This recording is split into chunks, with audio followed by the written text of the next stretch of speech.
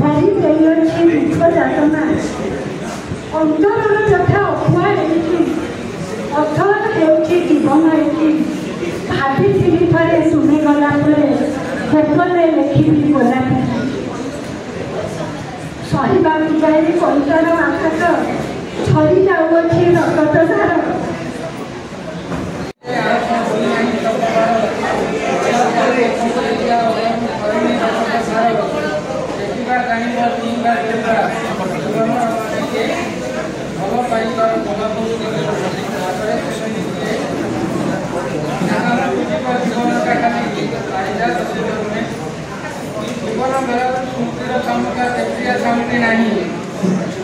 जीवन बेला स्मृतिर सम्मुख तेत्रिया सामग्री नहीं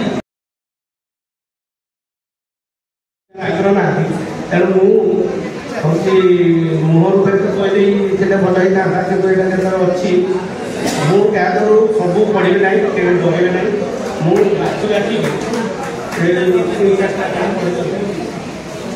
कविता शुणवार आग्रह रखी पढ़ा कला बादलर चिरी तुम्हें खरागे पड़ुष झरी वर्षा तुम्हें आकाशर मधु भुवने श्रेष्ठा सुंदर घन कृष्ण केश कुंतल फेड़ी अमृत पसरा हाथे अपूर्व भंगी नाची नाची जाओ मन भिजाई मन रिम झिम तम नुपुर निष्पन्न शब्द शून्य श्रृंगार निभिजिबा निया नीलाभा अंगार तुम्हारी अनेका दूर पहाड़ में बरसा नाचुची मेघबंधार तोड़ी तरुण देहरे अजस्र कदम्ब खबरी जाउची साधारण संपादक जाह्नवी साहित्य संसद कौन कह आज आप जाह्नवी साहित्य संसदर गठन 15 वर्ष तले होता गोटे जाह्नवी साहित्य पत्रिका ना जाह्नवी साहित्य पत्रिका प्रकाशन संगे संगे भाषा साहित्यर उन्नति करने बहुविध कार्यक्रम करूँ बुले बुले कि आम निष्पत्ति कलु प्रति वर्ष गीति कवितार शीर्ष में पहुँचाई गीति कवि मान परिचय वृद्धि करने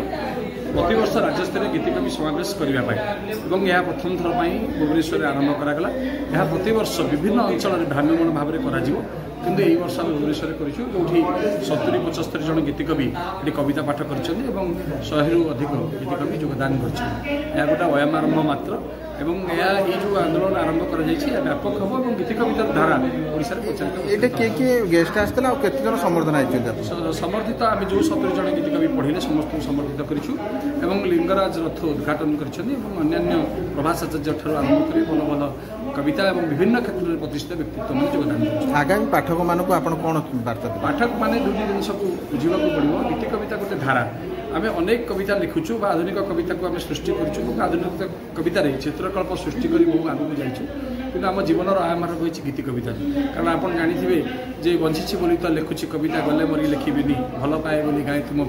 भूली गले गाइबिनी ये गीति कविता जोटी प्रेम जोटी प्रणय जो माटी जो आकाश सब एकाकार हुए से हूँ गीति कवितार मूलबिंदु तेणु गीति कविता को नहीं बहुत पर्यालोचना हवा दरकार समीक्षा हवा दरकार और गीति कविता को नहीं अनेक कार्य ओडिशा करा दरकार। धन्यवाद।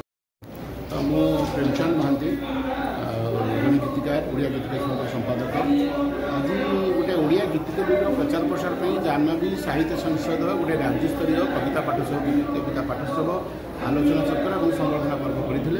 तेणु आम किसी गीतिकवि मानक डाकिलु माने अनुष्ठान जोगाई कारण गीति कविता हूँ साहित्यर गोटे बलिष्ठ अंग जहाँ जिते समाज में परिवर्तन आवश्यकता होती समाज में गोटे संस्कार आवश्यकता है केवल कलम ताले गीतिकवि आरंभ माने संसार आरंभ आप जो कविता देखूँ आप पुरातन कथा जानते गोटे जोगी कथा जानते वाल्मीकि कथा कहतु दुर्गास कथा कहतु शाला दास कहतु समस्त कविता किसी ना कि समाज में संस्कार आने समाज में परिवर्तन में या कारण गीति कविता जो संगीत रूप निए सी गोटे हृदय को छुए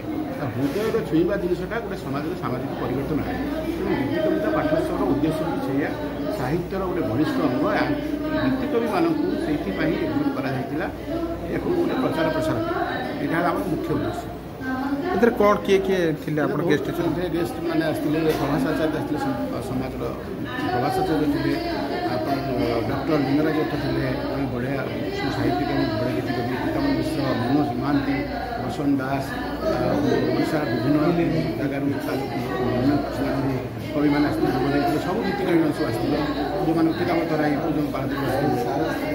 ପୃଥ୍ୱୀବାସ ନାୟକ ଆକାଶବାଣୀର